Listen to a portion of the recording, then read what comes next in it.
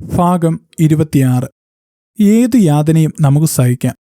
പങ്കുവയ്ക്കാൻ ഒരാൾ നമുക്കൊപ്പമുണ്ടെങ്കിൽ. ഒറ്റയ്ക്കാവുക എന്നത് എത്ര ദുഷ്കരമാണെന്നോ. വാക്കുകൾ നമ്മുടെ ഉള്ളിൽ കിടന്ന് പരൽ മീനുകളെപ്പോലെ പിടയ്ക്കും. പങ്കുവയ്ക്കാനാവാത്ത വികാരങ്ങൾ വിങ്ങുകയും പതയുകയും വായിൽ നിന്ന് നുരയുകയും ചെയ്യും. സങ്കടങ്ങൾ കേൾക്കാൻ ഒരു കാതുണ്ടാവണം. നമുക്ക് നേരെ നോക്കാൻ 2 കണ്ണുകളുണ്ടാവണം. നമുക്കൊപ്പം ഒഴുകാൻ ഒരു കവിൾത്തടമുണ്ടാവണം. ഇല്ലെങ്കിൽ പിന്നത് ഭ്രാന്തിൽ ചെന്നാവും അവസാനിക്കുക, അല്ലെങ്കിൽ ആത്മഹത്യയിൽ. ഏകാന്ത തടവിനൊക്കെ വിധിക്കപ്പെട്ടവർ ഭ്രാന്തരായി പോകുന്നതിൻ്റെ കാരണവും അതാവാം. ആവശ്യത്തിന് വാക്കുകളെ പുറത്തുവിടുക എന്നതാണ് മനസ്സിൻ്റെ ഏറ്റവും വലിയ സ്വസ്ഥത. അല്ലാത്തവൻ വാക്കുകളെ വിഴുങ്ങി ചാവും. ഞാനും അങ്ങനെ ചാവേണ്ടവനാണ്.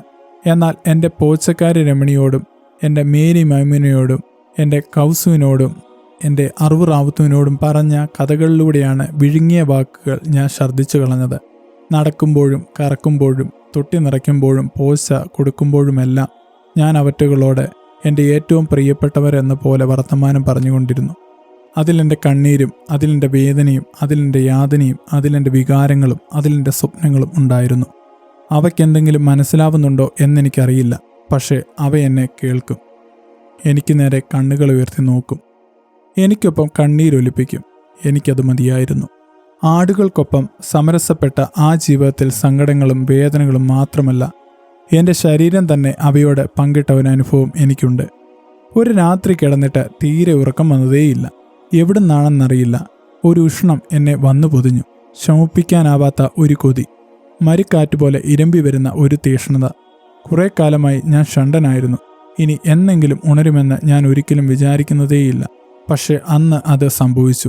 എത്രയോ കാലത്തെ തളം കെട്ടിക്കിടപ്പാണ് എന്നിലേക്ക് ഇരമ്പി വന്നത്. സ്വയം ശമിപ്പിക്കാനുള്ള എൻ്റെ എല്ലാ പരിശ്രമങ്ങളും എന്നെ കൂടുതൽ അസ്വസ്ഥതകളിലേക്ക് കെട്ടിവലിക്കുന്നതേയുള്ളൂ. എൻ്റെ കൺമുന്നിലൂടെ നഗ്നരാക്കപ്പെട്ട സ്ത്രീ ശരീരങ്ങൾ ഇഴഞ്ഞു നടക്കുവാൻ തുടങ്ങി. ഞാൻ വികാരത്തിൻ്റെ തള്ളലിൽ ഉരുകിപ്പിടഞ്ഞു.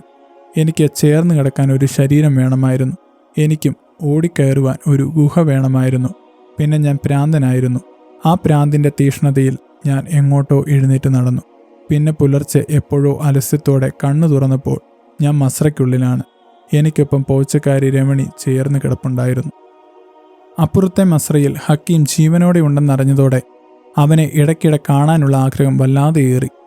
ഒരു മനുഷ്യജീവിയെ കാണാനുള്ള കണ്ണിൻ്റെ അടങ്ങാത്ത കൊതി തന്നെയായിരുന്നു അതിൻ്റെ പിന്നിൽ. എന്നെ കാണാൻ അവനും വഴി തിരയുകയായിരുന്നു. ഞങ്ങൾ രണ്ടും 2 വഴിക്ക് ആടുകളുമായി പോകുന്നതുകൊണ്ടാണ് ഇന്നേ വരെ കണ്ടുമുട്ടാത്തതെന്ന് ഞാൻ തിരിച്ചറിഞ്ഞു. ഞങ്ങളുടെ 2 മസ്രകളുടെയും ഇടയിൽ ചെറിയൊരു കുന്നിൻ ചെരുവുണ്ട്. അത് ഞങ്ങൾക്ക് തമ്മിൽ കാണാനുള്ള സർവ്വ സാധ്യതകളും മറച്ചു കളഞ്ഞിരുന്നു. പിന്നെ ഞാൻ ആ കുന്നിൻ ചെരുവ് കടന്ന് അപ്പുറത്തേക്ക് പോകാൻ തുടങ്ങി. അപ്പോൾ ദൂരെ ഹക്കീം ആടുകളുമായി നടക്കുന്നത് കാണാം. അവന് പതിയെ എൻ്റെ അടുത്തേക്ക് വരാൻ തുടങ്ങി. ആ കണ്ടുമുട്ടലിനെ അർബാബ് പലപ്പോഴും ശാസിച്ചിട്ടുണ്ട്. ഞാൻ അത്ര ഗൗനിക്കാറില്ല. അനുഭവിച്ച് പോയി മറഞ്ഞ ഒരു ഭീതിയുണ്ടല്ലോ, അതായിരുന്നു എനിക്ക് അർബാബിനോടുണ്ടായിരുന്ന ഭാവം. വന്നാൽ എന്തു വരാൻ, കുറേ ചീത്തവിളി, കുറേ അടി, അത് രണ്ടും എനിക്ക് ശീലമായി കഴിഞ്ഞിരുന്നു. എൻ്റെ അർബാബിനേക്കാൾ വല്ലാത്ത ഭ്രാന്തനായിരുന്നു ഹക്കീമിൻ്റെ അർബാബ്. അവനെ ചെയ്തിട്ടുള്ളതൊക്കെ ചിലപ്പോഴൊക്കെ അവൻ എന്നോട് പറഞ്ഞിട്ടുണ്ട്. മുഖത്ത് ചൂടുവെള്ളം ഒഴിക്കുക, മുടി വലിച്ച് പിഴുതു കളയുക, ആസനത്തിൽ കമ്പ് കുത്തിക്കയറ്റുക, നെഞ്ചത്ത് തൊഴിക്കുക, കാടിവെള്ളത്തിൽ തല പിടിച്ചു മുക്കുക എന്നിങ്ങനെ അവൻ്റെ അർബാബിൻ്റെ വിനോദങ്ങൾ പലതുണ്ടായിരുന്നു. അതുകൊണ്ട് തന്നെ വളരെ പേടിച്ചാണ് അവൻ എൻ്റെ അടുത്ത് വരിക. വന്നാൽ തന്നെ എന്തെങ്കിലും 2 വാക്ക് പറഞ്ഞിട്ട് ഓടിക്കളയും. തമ്മിൽ കാണാൻ കാരണങ്ങൾ ഉണ്ടാക്കലാണ് അടുത്ത ശ്രമം. അതിനായി ആടുകളുടെ മലദ്വാരത്തിൽ കമ്പിട്ട് കുത്തും, അല്ലെങ്കിൽ വാല് പിടിച്ച് ഓടിക്കും. അപ്പോൾ ആട് വെകിളി പിടിച്ച് ഓടും. അതിനെ പിടിക്കാൻ എന്ന മട്ടിൽ പിന്നാലെ ഓടി അതിനെ അടിക്കും. അപ്പോൾ അത് കൂടുതൽ വേഗത്തിൽ ഓടും. അങ്ങനെ ഞാൻ വല്ല വിധേനെ ഹക്കീമിൻ്റെ അടുത്തെത്തും. ദൂരെ നിന്ന് അർബാബ് ബൈനോക്കുലറോടെ നോക്കുമ്പോൾ യാദൃച്ഛികമായി ഞാൻ ആടിൻ്റെ പിന്നാലെ ഓടി അവിടെ എത്തിപ്പെട്ടു എന്നേ തോന്നുകയുള്ളൂ. എന്തെങ്കിലും 1-2 വാക്ക്, അതിലൊന്നുങ്ങും ഞങ്ങളുടെ സംസാരം. ഒതുക്കണം, അതിനേ സമയമുള്ളൂ. അധിക നേരം നിന്നാൽ അപ്പോഴേക്കും അർബാബ് വണ്ടിയുമെടുത്ത് പിന്നാലെ വരും. അപ്പോൾ എത്ര കാച്ചിക്കുറക്കിയാലാണ് മനസ്സ് നിറഞ്ഞു കവിയുന്ന വർത്തമാനങ്ങൾ 4 വാക്കിൽ ഒതുക്കാൻ കഴിയുക എന്ന് ആലോചിച്ച് നോക്കൂ.